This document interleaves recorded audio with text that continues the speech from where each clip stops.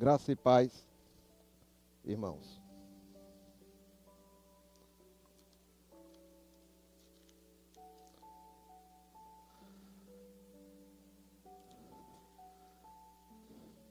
Confesso ao irmão Geraldo que parece que o culto foi eu que organizei todo, porque os hinos, os textos, está tudo de acordo com a mensagem. Eu estava ali até meio assustado, porque aumenta a responsabilidade sobre o que a gente vai falar. É Deus confirmando realmente, e Ele sabe o quanto eu estava precisando, preciso sempre de uma confirmação dEle, de que aquela palavra que vem é dEle, não minha. E que eu não fale nem menos, nem mais, mas a palavra dEle. Sobre o trabalho do grupo de visitação, durante a palavra, eu vou citar algumas coisas, fruto dessa experiência, para eu não ter que falar duas vezes. E vou pedir aos irmãos que abram suas Bíblias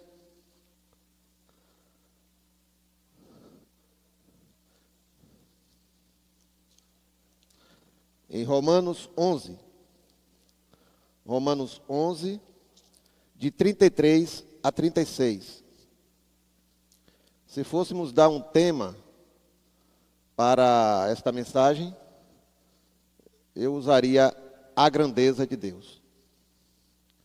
Romanos 11, 33 a 36. Ó profundidade das riquezas, tanto da sabedoria como da ciência de Deus. Quão insondáveis são seus juízos e quão inescrutáveis os seus caminhos. Porque quem compreendeu o intento do Senhor, ou quem foi o seu conselheiro, ou quem lhe deu primeiro a ele, para que lhe seja recompensado? Porque dele, e por ele, e para ele são todas as coisas. Glória, pois, a ele, eternamente. Amém. Senhor, a tua palavra, Senhor, ela é tua. A igreja é tua. Tudo é teu. Que o Senhor, Pai, conduza cada momento aqui, Pai. A palavra é tua, Senhor. Ministra aos nossos corações. Ministra, Senhor Deus, nas nossas vidas. E gera vida em cada um de nós, Senhor. Para que sempre estejamos mais próximos de Ti. Vivendo a Tua vontade. E Te reconhecendo como Deus. No nome de Jesus. Amém.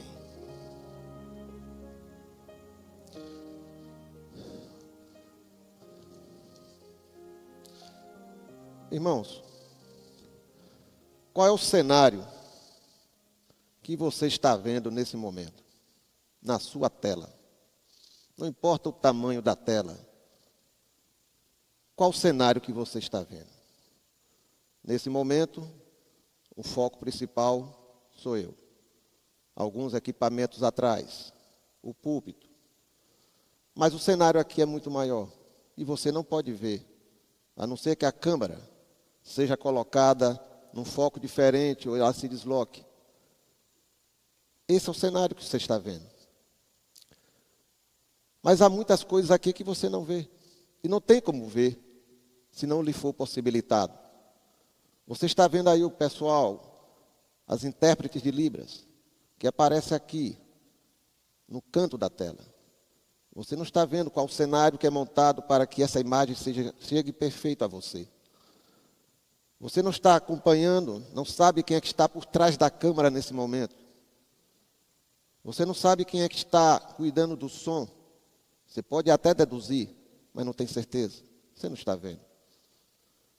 E mais ainda, mesmo que você estivesse vendo algumas pessoas, toda essa estrutura que está sendo montada aqui, você não sabe como foi meu dia hoje, até chegar aqui, o dia do pastor Geraldo.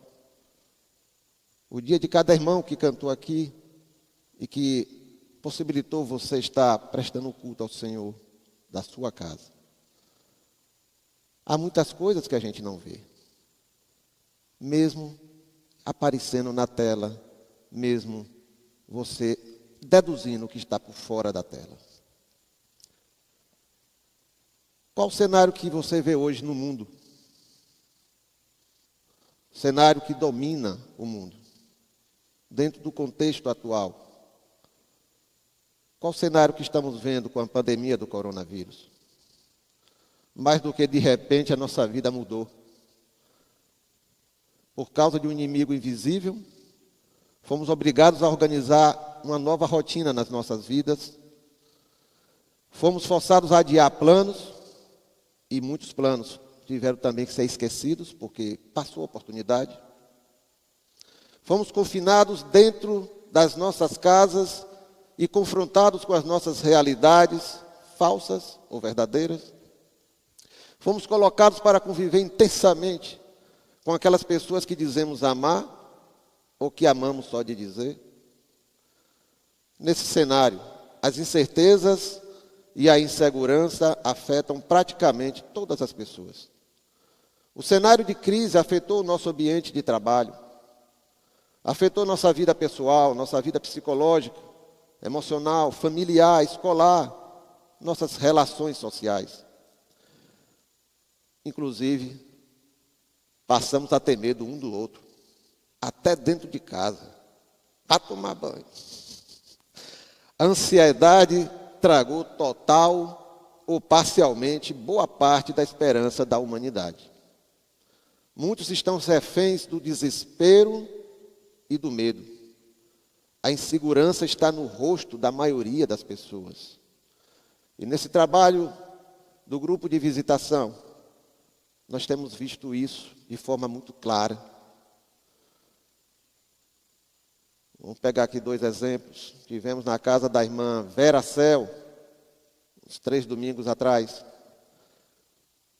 E quando terminamos ali, aquele momento com a irmã, abençoando a vida da irmã, eu percebi que a vizinha dela, uma senhora,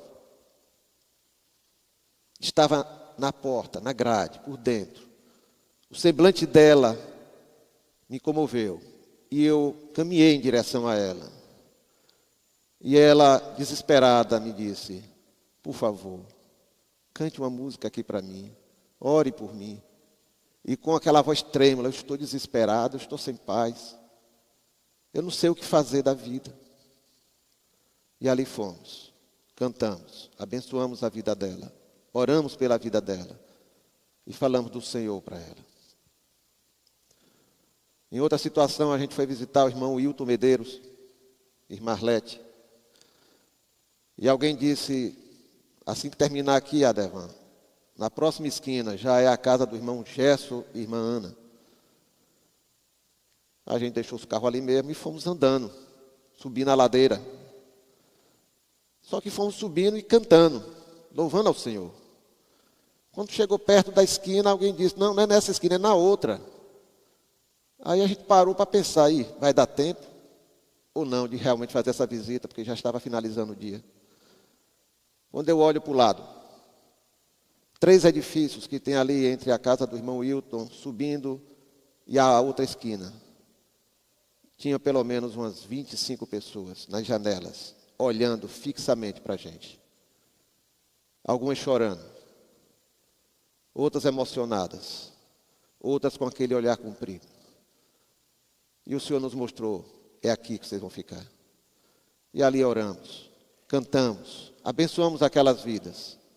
E foi um fim de tarde realmente muito precioso ali naquele trabalho. E assim tem sido a experiência desse grupo.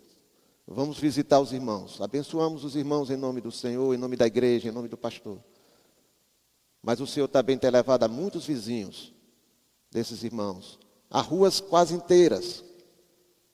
Já teve um momento de a rua que a gente está passando, sai muita gente nas portas, nas janelas, porque a gente às vezes se desloca de uma casa para outra cantando. E isso atrai a atenção. Mas esse é o cenário do mundo. A percepção que temos é de não poder mudar as situações da vida. e mostram a nossa fragilidade isso. O entendimento de que não controlamos todas as variáveis da nossa história provam o quanto somos pequenos neste universo. A consciência de que não temos a visão do todo, e muito menos o controle sobre as diversas partes desse todo, deixam claro as nossas limitações humanas. Nesses momentos, o ser humano percebe a sua pequenez e percebe que ele não é o Deus que ele imaginava ser. Nós vamos agora ver um cenário dentro da Bíblia, para melhor caracterizar. Esse cenário está em Gênesis 42, de 29 a 36. Gênesis 42, de 29 a 36. Antes de ler o texto, vamos só pontuar aqui algumas coisas rápidas. Aqui nós encontramos Jacó. Nessa situação, nesse momento, nesse flagrante aqui da vida de Jacó, o que é que nós podemos falar? 22 anos atrás, seus 10 filhos informam a Jacó que seu filho José, o caçula naquele momento, havia morrido e que não acharam o corpo. E apresentaram apenas uma túnica de José, toda manhada de sangue. A verdade foi que José, vítima do ódio dos irmãos, foi vendido a mercadores de escravos. Essa foi a realidade. Mas eles omitiram de Jacó, esconderam a verdade. E criaram uma falsa verdade. No Egito, José viveu uma verdadeira via-crucis por 13 anos, até chegar ao posto de governador daquela poderosa nação. Deus cuidou de José ali no Egito. Nesse momento, que nós vamos ler o texto, Jacó está em Canaã com seus 11 filhos. Nasceu Benjamim, agora o novo caçula. A família toda de Jacó, somando filhos, netos, noras, somam 70 pessoas. O cenário em Canaã é qual? É de seca. E seca, prolongada, atrai outra coisa ruim, fome. Jacó, então, manda seus 10 filhos maiores, fica só Benjamim, manda ao Egito para comprar alimentos para toda a família. E o texto a seguir mostra o retorno dos seus filhos para Canaã e se reencontrando com seu pai Jacó, dando a notícia de que Simeão ficou preso no Egito. E falam também que a condição para libertar Simeão seria levar Benjamim, o filho caçula, para que aquele governador, aquela autoridade que os atendeu lá, visse que eles são homens retos. Vamos ler o texto. E vieram para Jacó, seu pai, na terra de Canaã, e contaram-lhe tudo o que lhes aconteceu, dizendo: o homem, o Senhor da terra, falou conosco asperamente, e tratou-nos como espias da terra. Mas dissemos-lhes: somos homens de retidão, não somos espias, somos 12 irmãos, filho do nosso pai. Um não mais existe, e o mais novo está hoje com nosso pai na terra de Canaã. E aquele homem, o Senhor da terra, nos disse: nisto conhecerei que vós sois homens de retidão. Deixai comigo um de vossos irmãos, e tomai para a fome de vossas casas, e parti, e trazei-me o vosso irmão mais novo. Assim eu saberei que não sois espias, mas homens de retidão. Então vos darei o vosso irmão, e negociareis na terra. E aconteceu que, no retorno, aqueles homens despejando eles os seus sacos, eis que cada um tinha um pacote com o seu dinheiro no saco. E viram os pacotes com seu dinheiro. Eles e seu pai Jacó temeram. Então Jacó disse: vocês estão tirando meus filhos de mim. José já não mais existe, e Simeão não está aqui. Agora querem levar Benjamim. Por que todas estas coisas caíram sobre mim? Nesse momento, como qualquer um de nós, Jacó viu que os limites humanos permitiam ver. viu o que chegou ao alcance dos seus olhos e dos seus ouvidos. Viu o que os seus 5 sentidos do corpo captaram. Além disso, tem os fatos do passado, que ele imaginava conhecer a verdade. Afinal, foram seus filhos que relataram o ocorrido com José. E como um pai normal, Jacó não imaginava ser enganado ou iludido pelos próprios filhos. Jacó não viu o cenário completo. As limitações naturais ao ser humano, como qualquer um de nós, impediram isso. O cenário completo e verdadeiro era mais complexo do que Jacó imaginaria. Um cenário que tinha raízes profundas no passado, com fatos que ele nem sonharia que tinha acontecido. Um cenário com personagens que ele não conhecia, em uma terra que ele nunca havia pisado. Nesse cenário, diante do problema que se apresentou, Jacó não tem controle sobre os fatos, muito menos a solução. Aqui vemos um Jacó encurralado, cercado por fatos que mostram sua impotência humana. O texto também fala que uma fome gravíssima atingiu os habitantes de Canaã, como consequência da seca prolongada por anos. É o tipo da crise que não espera por solução. A fome só tem uma forma de ser resolvida, com alimento. Assim ele enviou os filhos ao Egito para comprar os alimentos. Ao chegarem ao Egito para comprar os alimentos, se depararam com um governante que os trata de forma áspera e ao mesmo tempo curiosa sobre a família deles.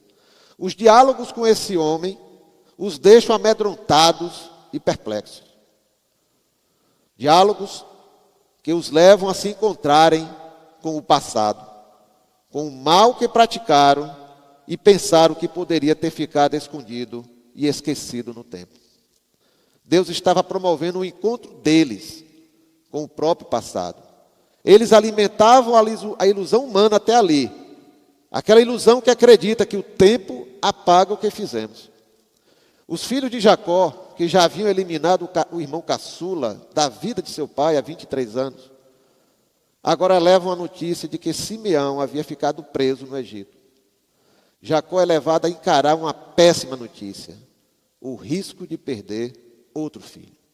O momento para Jacó é pesado. Sofrimentos do passado, sofrimentos do presente, e não entendendo o que está acontecendo. Nesse cenário obscuro, Jacó também não sabia que seus filhos o haviam enganado, que haviam tirado uma parte da sua vida, que o haviam traído covardemente. Em Gênesis 43, de 1 a 6, tem a sequência do que a gente viu até agora. E vamos ler. Gênesis 43, de 1 a 6. E a fome era gravíssima na terra.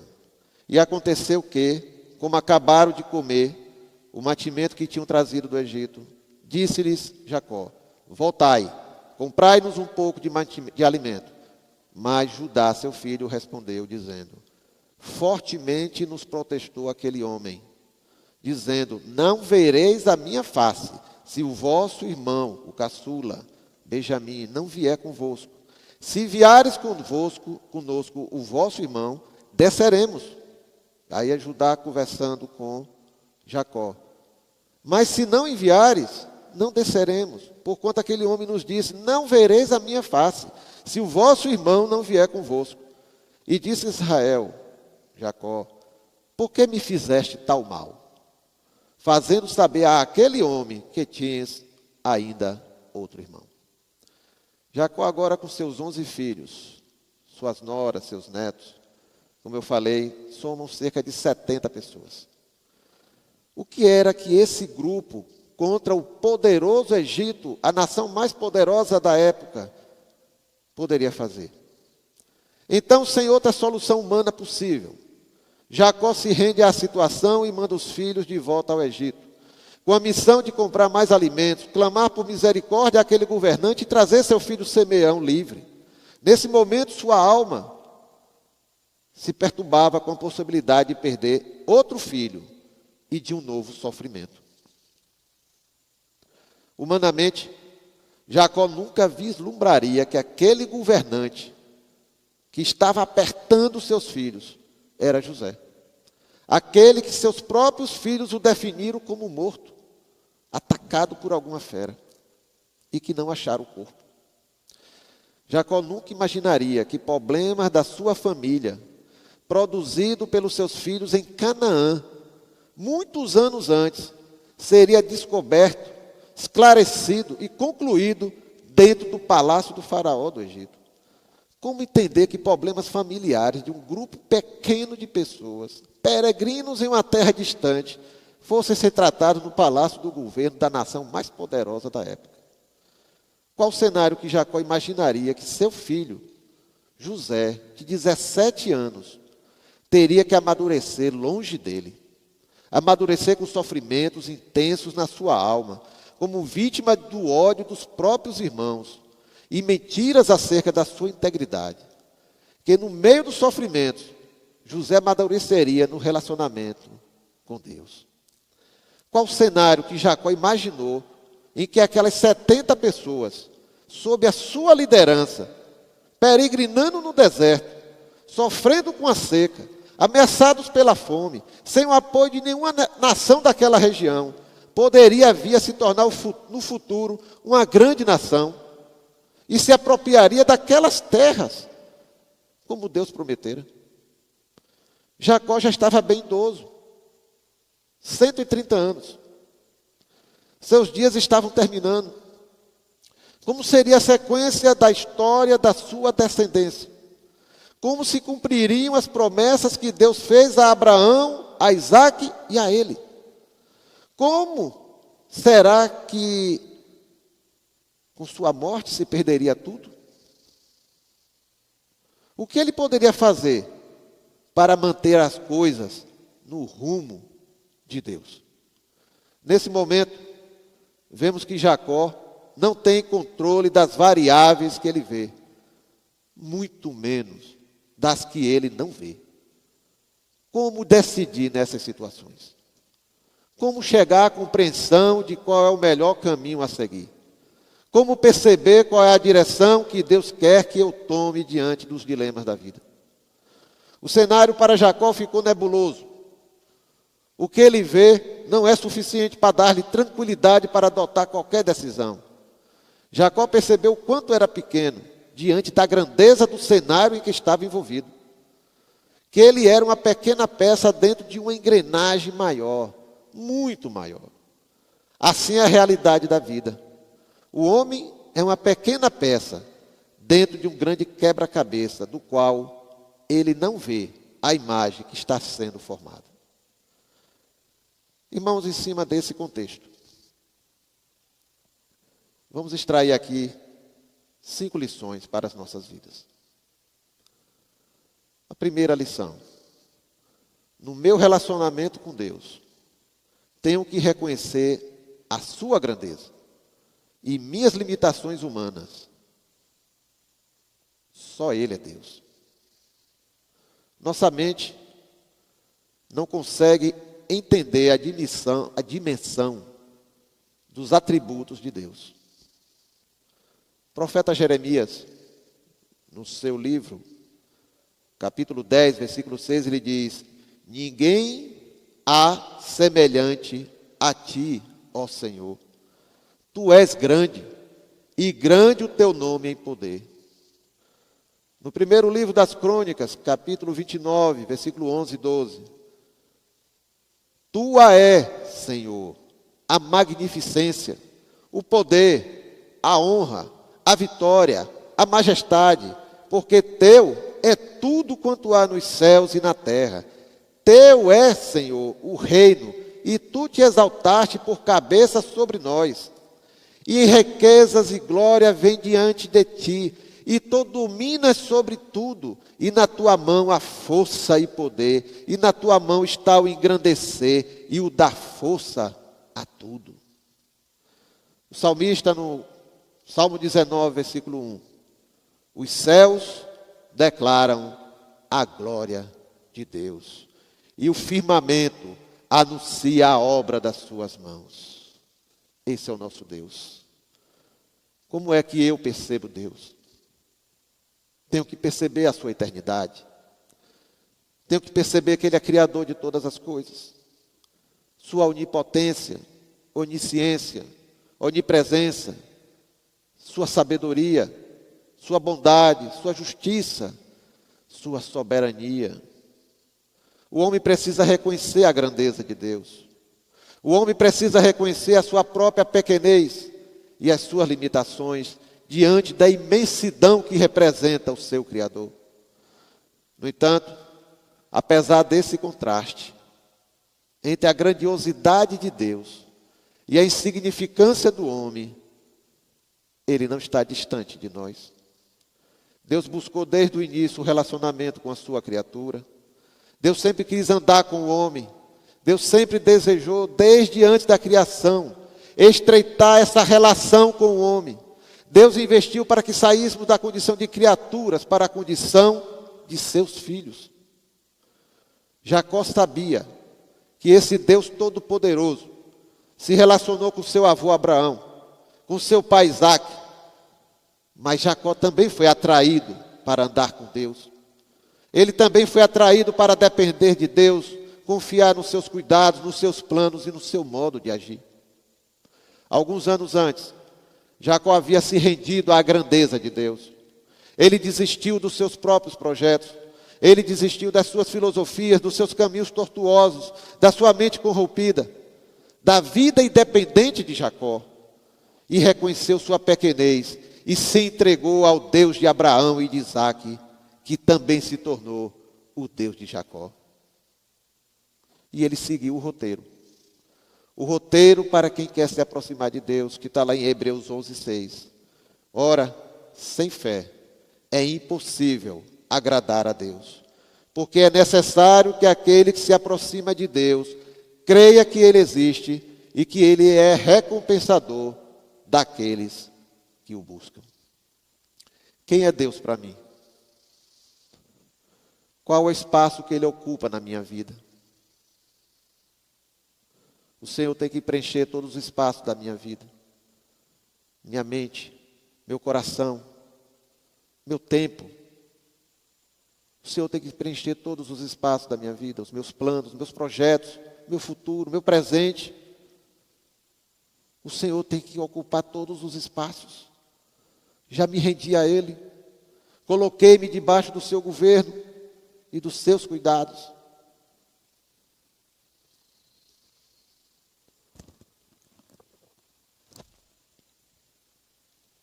Segunda lição.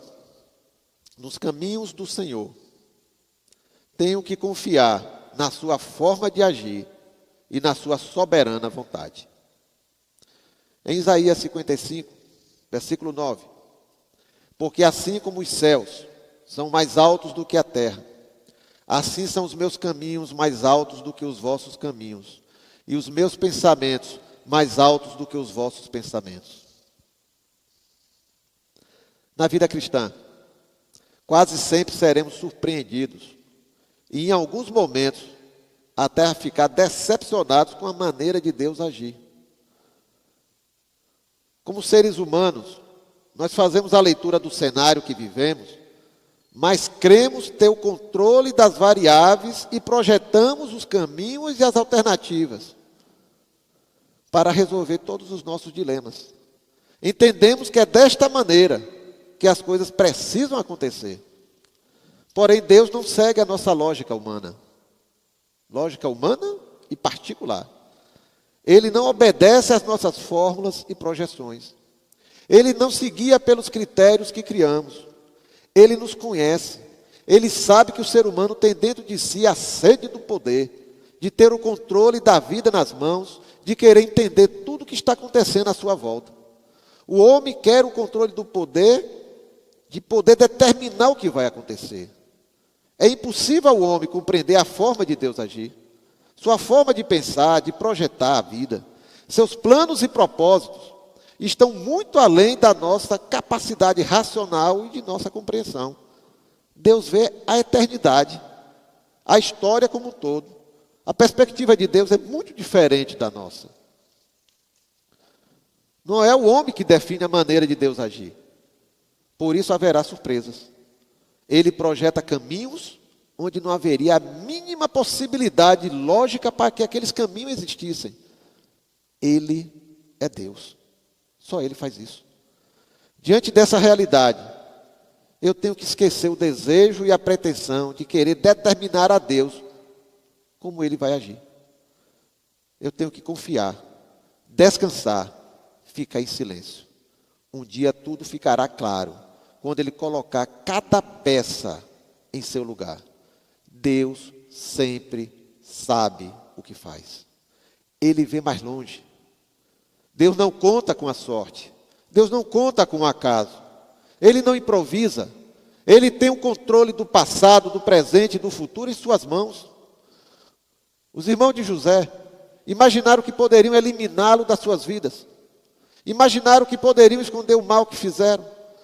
Que aqueles sonhos absurdos de José, em que eles se curvavam diante dele, era fruto da imaginação de José, uma imaginação provocativa, pirracenta de irmão com irmão.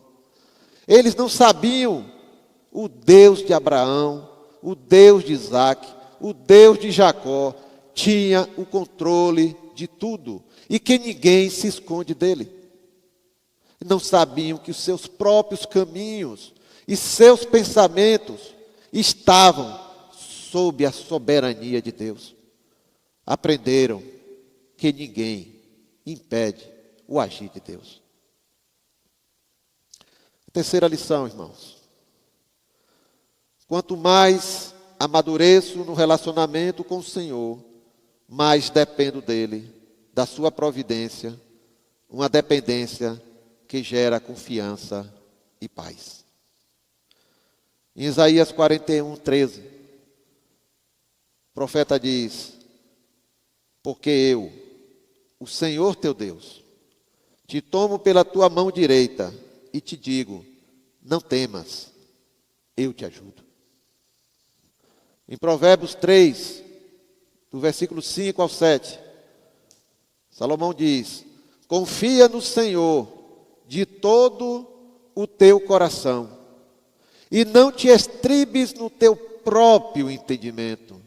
Reconhece-o em todos os teus caminhos, e ele endireitará as tuas veredas.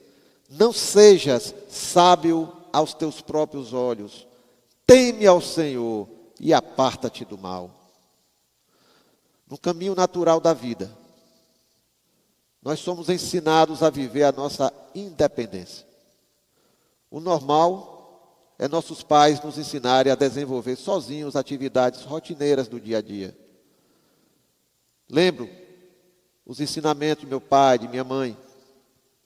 Para eu andar sozinho, trocar de roupa sozinho, escovar os dentes sozinho, se alimentar sozinho. Vai crescendo, o caminho da padaria para comprar o pão, ir para a escola e cortar o cabelo. E assim vai aumentando as responsabilidades para fazer sozinho. Ir ao banco, pagar contas. E assim vai crescendo. Você agora tem que arranjar um emprego. Preparando para arranjar um emprego. Você quer casar. Se prepare para casar. E assim vai. É natural isso. Mas para andar com Deus, as coisas funcionam de forma diferente. Quanto mais nos relacionamos com Ele, deixamos nossa independência, o nosso autogoverno,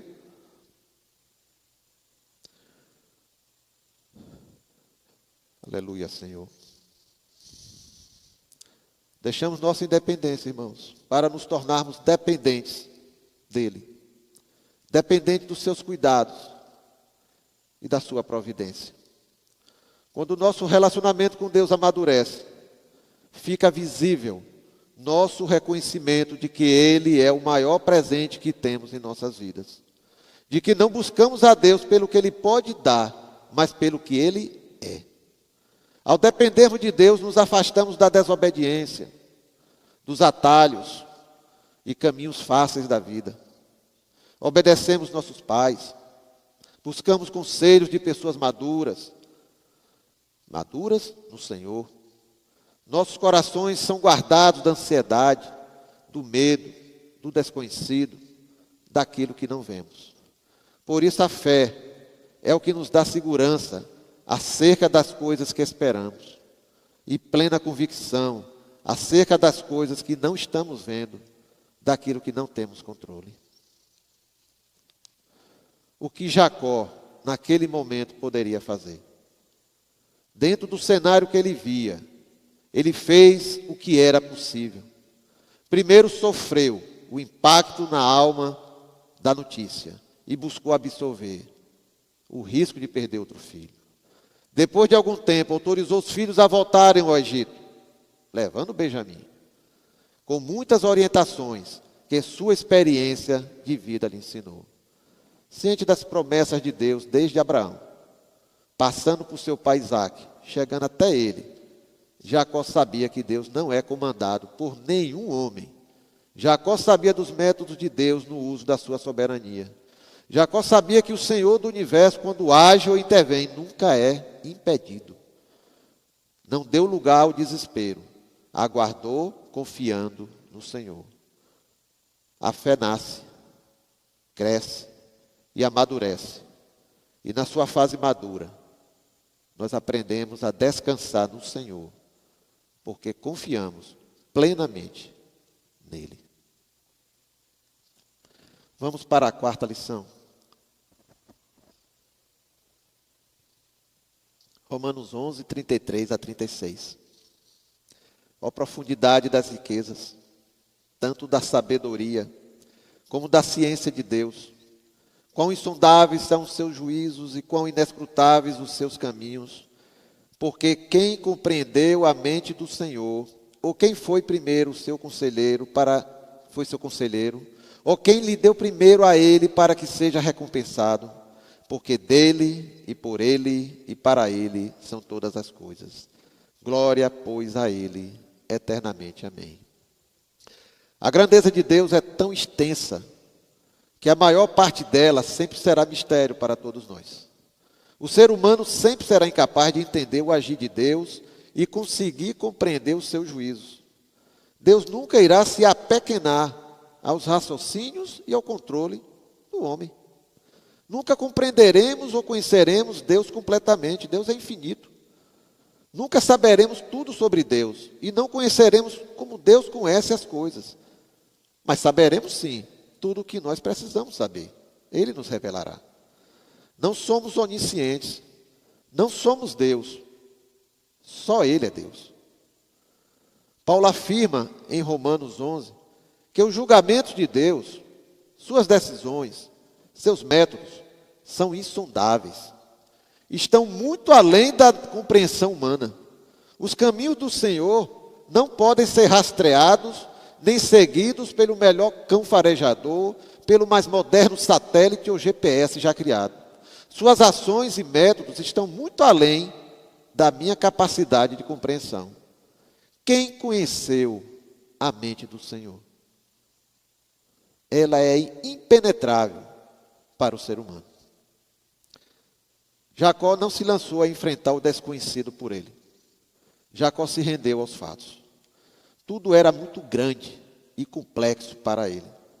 Ele não sabia para que lado devesse ir e nem o que fazer. Como resolver os problemas que ele via e do cenário maior que ele não via e não tinha controle. Jacó não inventou. Deixou que o Senhor, que vê tudo, sabe tudo, que tem seus próprios caminhos e modo de agir, decidisse dentro dos critérios da sua vontade soberana. Jacó não se rebelou aos critérios de Deus, aos seus julgamentos. Jacó confiou que Deus cumpriria as promessas feitas ao seu avô Abraão, ao seu pai Isaque e a ele mesmo, Jacó. Confiou no Deus grandioso, confiou nos critérios de Deus, confiou no tempo de Deus e no seu agir. Confiou na sabedoria divina. Jacó estava convicto de que, mesmo sendo os julgamentos de Deus insondáveis e seus caminhos inescrutáveis, Deus sempre faz o que é certo, porque é o seu caráter. Ele estava convicto de que, como Deus sabe de todas as coisas, seus caminhos sempre são perfeitos. Ele sempre está fazendo o que é melhor para nós. permitindo ou não que algo aconteça, Ele sabe que tudo cooperará para o nosso bem. Ele é bom, logo tudo que Ele faz é sempre bom. Assim, ao reconhecer-se pequeno diante do cenário da vida, Jacó se curvou diante da grandeza de Deus. A quinta e última lição. A fé madura me leva a conhecer melhor a grandeza e o caráter do meu Deus, a ser parte dos seus sonhos e instrumento nas mãos dele para que ele realize os seus planos em mim e através de mim. João 42, versículo 2. Sei que podes fazer todas as coisas e que nenhum dos teus propósitos pode ser impedido.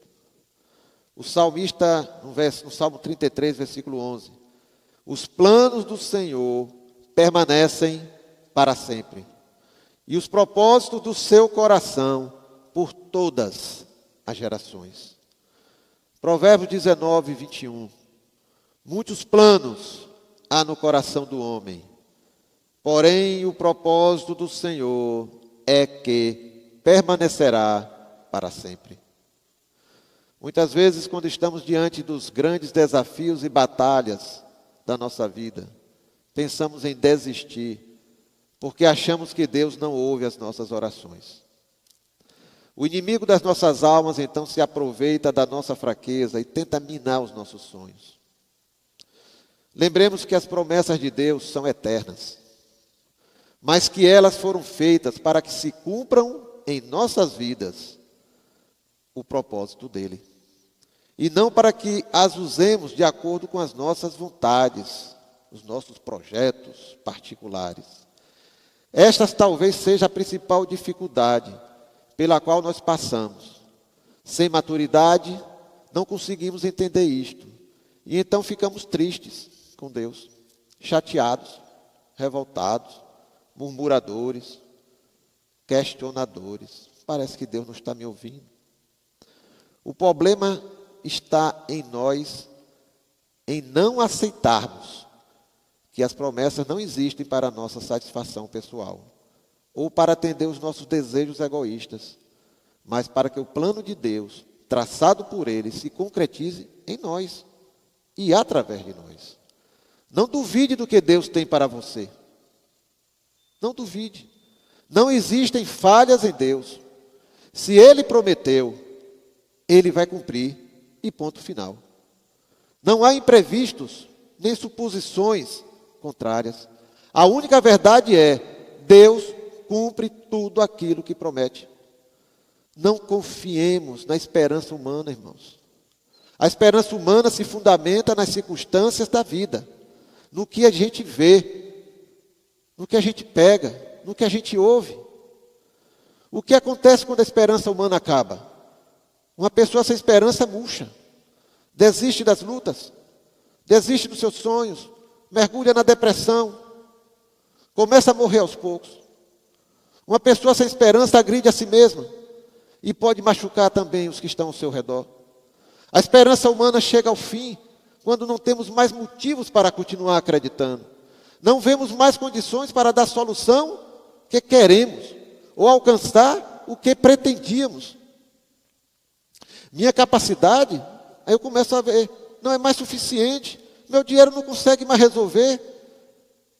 Meu conhecimento é ineficaz. Me vejo em total incapacidade como ser humano. Mas vamos lá em Romanos 4, onde Paulo diz que Abraão creu contra a esperança. Abraão creu contra a esperança. Como ter um filho e ser pai de uma grande nação, já com quase 100 anos de idade, e a esposa com quase 90 anos. Humana e cientificamente, não havia mais esperança. Mas Abraão escolheu crer no Senhor, num cenário negativo, sem esperança humana. Cria que Deus era poderoso para cumprir suas promessas. E Deus cumpriu. Anos antes, muitos anos antes, diante de uma seca em Canaã, Deus permitiu que Abraão fosse para o Egito, onde o sustentaria, e sustentou durante aquela seca. Mas quando a gente vai lá para Gênesis 26, Abraão já está falecido. A terra de Canaã está sofrendo outra terrível seca que atrai a fome. Agora é Isaac que está no cenário de seca, de fome. Mas o que é que Deus disse a Isaac? Não suba para o Egito. Eu vou te sustentar no meio do deserto. E você vai prosperar no meio do deserto. E Isaac creu contra a esperança humana.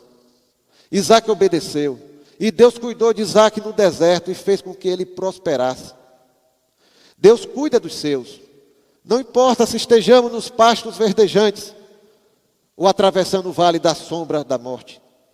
Ele sempre está conosco. Voltando a Jacó, ele decidiu diante do cenário que via, carregado de problemas insolúveis, destruidores da esperança humana. Mas ele optou por crer no Senhor. E decidiu crer no caráter de Deus.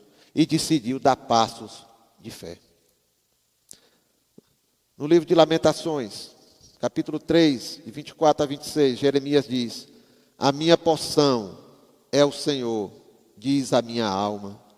Portanto, esperarei nele. Bom é o Senhor para os que esperam por ele, para a alma que o busca. Bom é ter esperança e aguardar em silêncio a salvação do Senhor.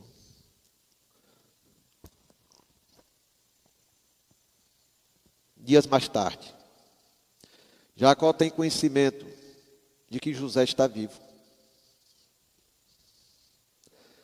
E ele era aquele alto governante do Egito que estava apertando seus filhos. Jacó agora encontra, irmãos, não mais um garoto de 17 anos, a última imagem que ele tinha de José, mas um adulto amadurecido pela vida. Deus cuidou de José, mesmo sem o seu pai estar sabendo ou podendo fazer algo. Jacó viu que Deus estava cumprindo suas promessas, mesmo que ele, Jacó, não entendesse a forma dele agir. Mesmo que não entendesse os critérios divinos, mesmo que não entendesse os caminhos do Senhor, mesmo que Jacó não estivesse vendo o cenário completo, Jacó entendeu que Deus não dependia de Jacó, que Jacó tivesse o controle sobre qualquer coisa. Deus não dependia que Jacó tivesse o controle. Será que eu entendo isso também? Que eu não preciso ter controle sobre tudo, para que os projetos de Deus, os planos de Deus, se cumpram em minha vida, na vida da minha família. Eu tenho que fazer a minha parte. E aquilo que eu não vejo, que eu não tenho controle, é o Senhor que faz. E eu tenho que confiar nele. No final dessa história, lá em Gênesis 49, Jacó está com 147 anos. E Deus permitiu que Jacó ainda ficasse 17 anos com José. Jacó reúne os seus filhos e profetizou a respeito deles como as futuras tribos de Israel. Jacó profetizou. Está lá em Gênesis 49. A profundidade das palavras de Jacó nas suas profecias revela a espiritualidade desse patriarca. Deus concedeu que Jacó visualizasse coisas futuras da sua descendência. Aqueles 70 lá no meio do deserto, sofrendo da fome. Um filho morto, o outro ameaçado de morrer. Deus mostrou entre tantas coisas a Jacó nesse capítulo, que eu vou me resumir ao que ele falou a Judá, seu quarto filho. Jacó profetiza que Judá, a descendência de Judá, que formaria a tribo de Judá, seria a tribo líder. Ele profetizou que Judá teria como símbolo o leão. que Judá seria uma tribo guerreira e poderosa, que o cetro do rei nunca se afastaria da tribo de Judá. Jacó também profetizou a vinda do Messias através da tribo de Judá. Assim que acabou de profetizar, faleceu. Sua missão foi concluída e Deus o recebeu na glória.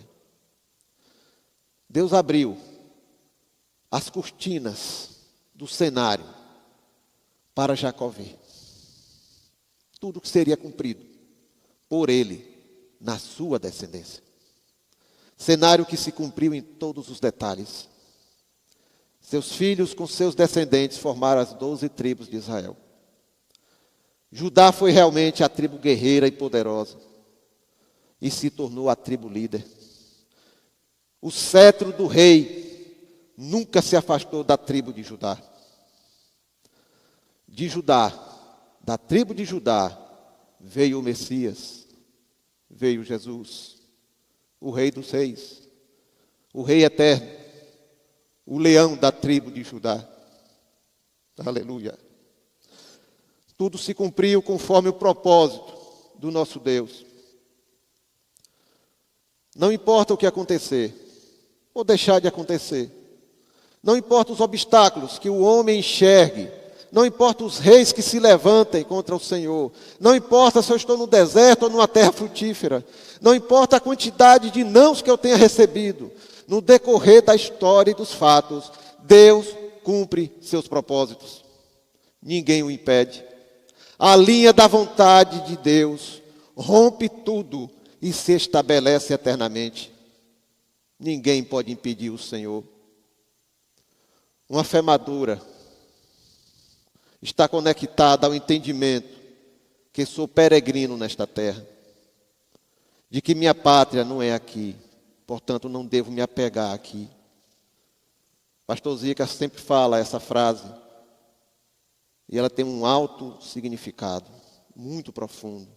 Somos seres espirituais, tendo uma experiência terrena. Precisamos entender essa profundidade dessa palavra. Uma fé madura me leva a enxergar as coisas do ponto de vista de Deus.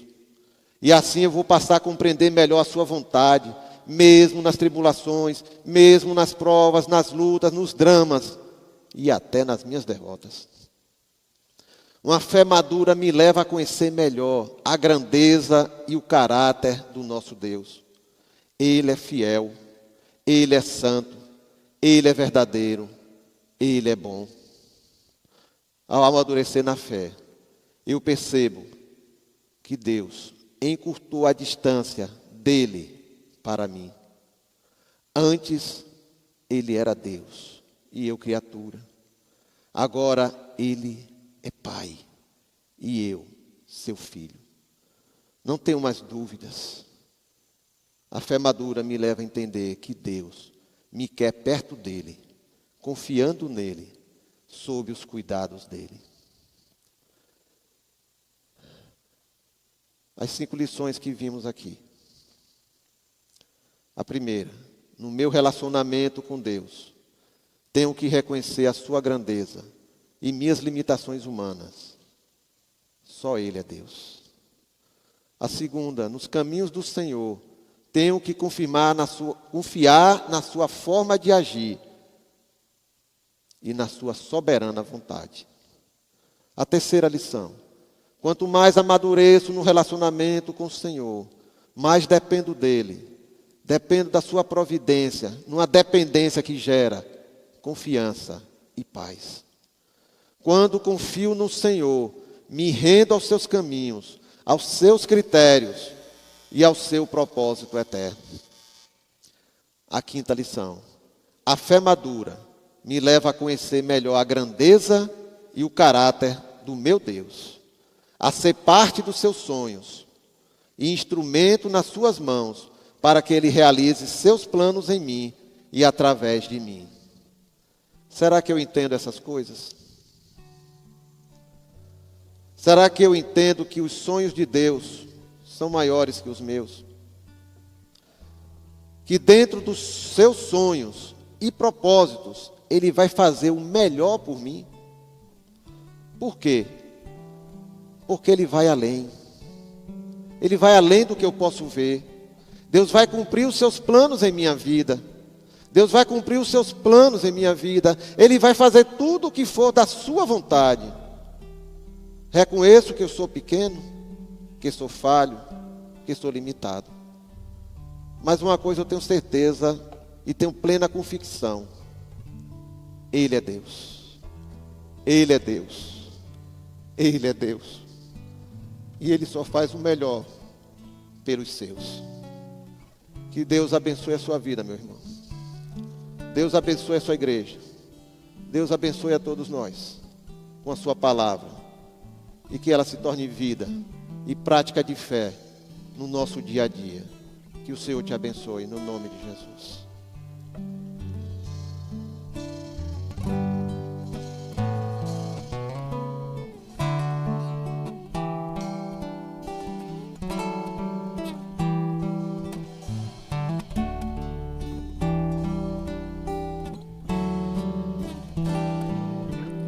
Os sonhos de Deus são maiores que os meus. Ele vai fazer o melhor por mim. Ele vai além do que eu posso ver. Ele faz o que eu não posso fazer.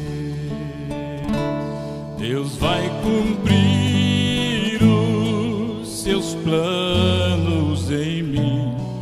Ele vai fazer o que lhe apraz. Sou pequeno e falho, mas Ele é Deus. Ele só faz o melhor, eu sei.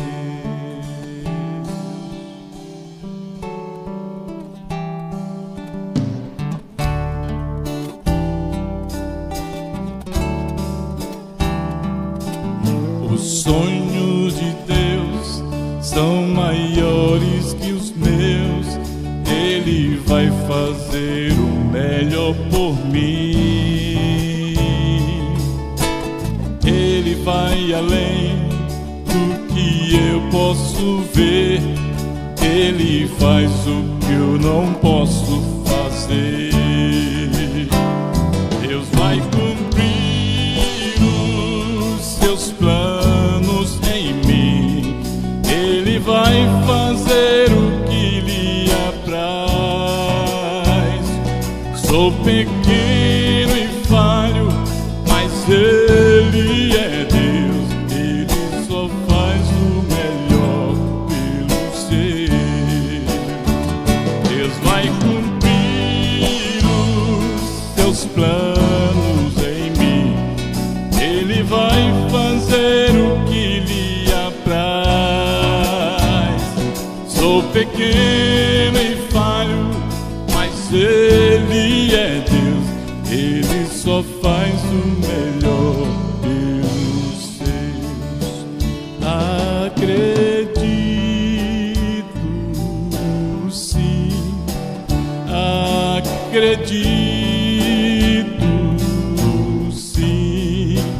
Acredito, sim, que Deus vai fazer o impossível em meu viver. O impossível Deus vai fazer. Acredito, sim. Acredito, sim. Acredito, sim, que Deus vai fazer o impossível em meu viver. O impossível Deus vai fazer.